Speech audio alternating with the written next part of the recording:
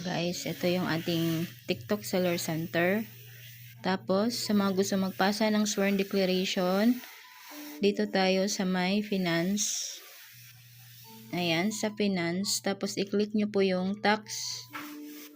Pagka-click nyo ng tax, mapupunta kayo dito sa may tax, withholding tax, reimbursement tax. Dito tayo sa may tax exemption certificate. Pagka-click nyo, scroll up nyo muna. Then, kung wala pa kayo nito, pag wala pa kayo nito, makikita, may nakalagay dyan na submit. Tapos, i-edit nyo lang siya. Ganyan lang siya, guys. Ayan siya, guys. Kung ang kita nyo po ay less than 500,000, i-click nyo yan.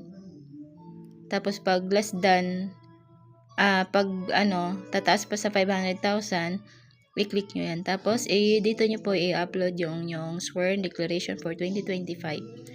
Then, after that, submit na siya, guys. Ganun lang. Mabilis lang siya, guys. Then, makikita mo na dito, guys, na submit declaration. Ayan. Tapos, yung picture nyo, guys, sa sworn declaration, kailangan naka-PDF siya, guys, para mabasa ng TikTok. Kasi minsan, hindi binabasa ng TikTok. So, yun lang, guys. Thank you for watching. Sana may basta yun. Thank you for watching, guys.